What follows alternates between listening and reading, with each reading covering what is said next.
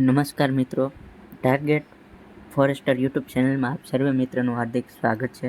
તો આજે આપણે જે ડીએલએડ પીટીસી એડમિશન પ્રક્રિયા ચાલી રહી છે તેમાં એક અગત્યની માહિતી આવી છે, તેના વિશે આજે આપણે વાત કરીશું. તો આપણે જે માહિતી છે તેમાં કઈ નવી માહિતી આવી છે અને હાલ સુધીમાં ઓફિશિયલ કેટલા ફોર્મ ભરાણા છે એમની સાથે આજે વાત કરવાની છે.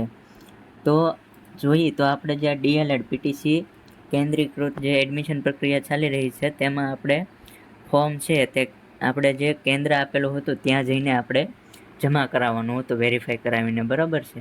તો એમને લઈને એક મહત્ત્વની જે અપડેટ આવેલી છે તે જે વિદ્યાર્થીઓને બાકી હોય કે જેને ફોર્મ જમા કરાવવાનું બાકી હોય અથવા તો વેરિફિકેશન કરાવવાનું બાકી હોય તો તેમને મૂંઝાવવાની જરૂર નથી.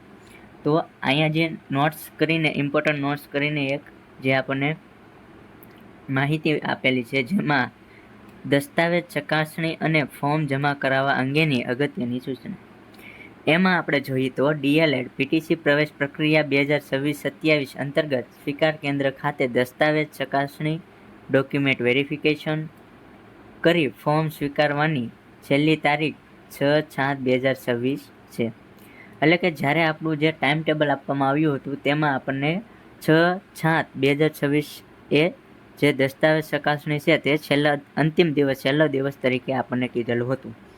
હવે તો કે નવી શું અપડેટ આવી? તો કે સ્વીકાર કેન્દ્ર તરફથી મળેલી રજૂઆતને ધ્યાનમાં લઈ માત્ર તારીખ 5/6/2026 રાત્રિના 23:59 સુધી ઓનલાઈન ભરાયેલા ફોર્મ ચકાસણી કરી જમા કરાવવા 2 દિવસનો સમય વધારો કરવામાં આવેલ છે.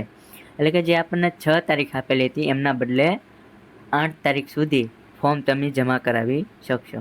તો જોઈએ આમાં તો કે હવે ઉમેદવારો ઓનલાઈન ભરાયા ફોર્મ સ્વીકાર કેન્દ્ર ખાતે તારીખ 8/7/2026 સુધી જમા કરાવી શકશે.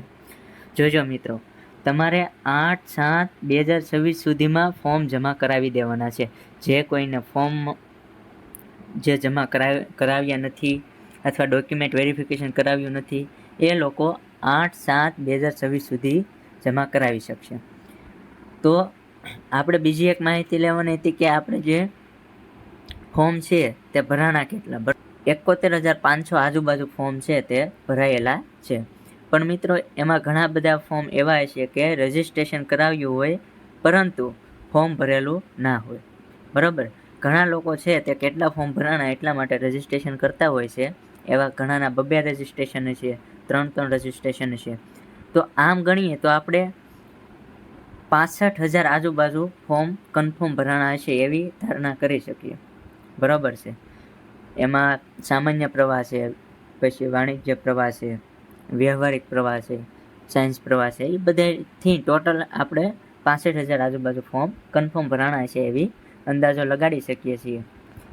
તો આજે છે આ આપણી એક નવી અપડેટ હતી અને આપણે જે કોઈ નવી અપડેટ આવતી રહેશે એ આપણે આ યુટ્યુબ ચેનલમાં મેકતા રહીશું. તો આ ચેનલને સબસ્ક્રાઈબ ના કરી હોય તો સબસ્ક્રાઈબ કરી લેજો, તમારા મિત્રો સાથે શેર કરજો, વિડીયોને સારો લાગે તો લાઈક કરજો. બાકી આવી નવી માહિતી જોવા માટે તમે ચેનલને સબસ્ક્રાઈબ કરી નાખજો. જય હિન્દ, જય ભારત.